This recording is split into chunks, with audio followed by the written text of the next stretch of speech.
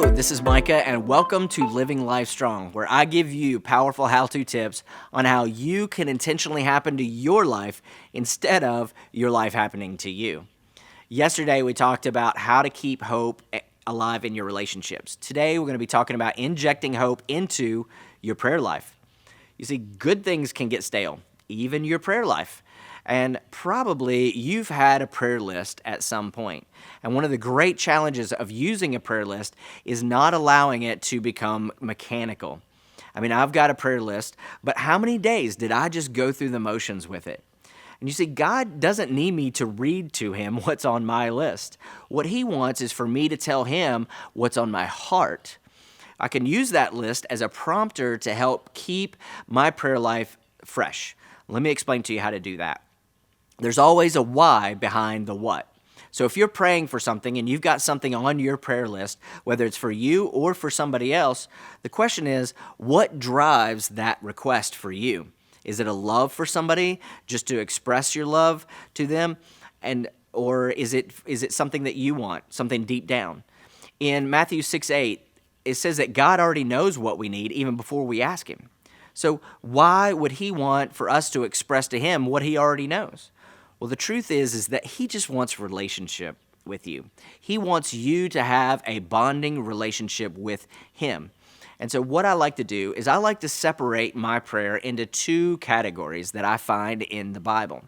And they're pretty logical categories as well. One is what we call relationship prayer, and that's where we develop a relationship with God. The other one is what I like to call business prayer, and that's where we get business done in prayer.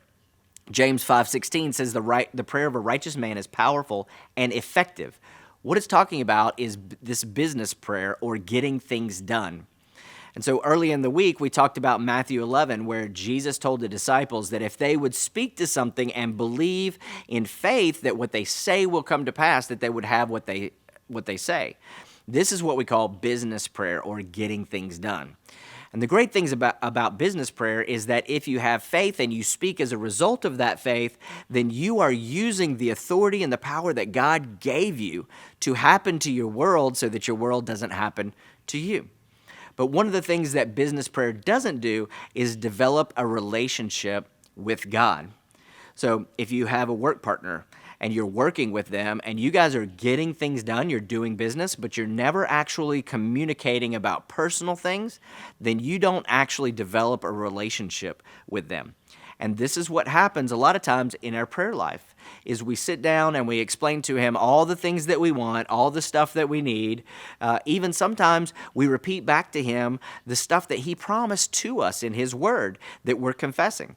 But once again, the issue with that is that is not developing a relationship with God.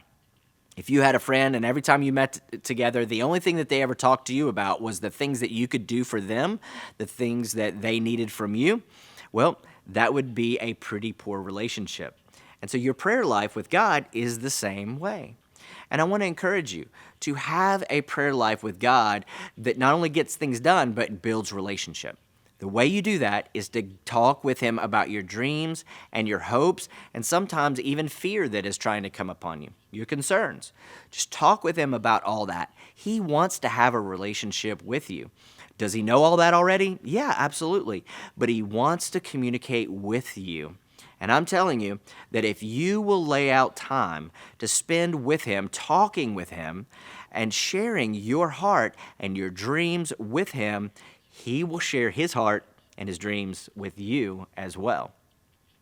Joyce Meyer says it this way, is that prayer is simply talking to God like a friend. And it should be the easiest thing that we do every day. So prayer lists are good. You need to keep those for the business side of prayer. But the other way that you can use them is to allow those to dig down into your heart and ask yourself, why do I need these things? Why do I want these things? And then begin to talk with God about the whys in your life. And I guarantee you, it will just restore hope in your prayer life, and it will cause you to become closer with God. Have a great weekend, live life strong, and we'll see you on Monday.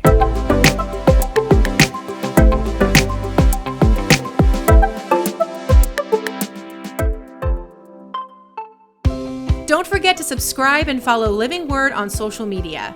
We post content each and every week, and you don't want to miss out.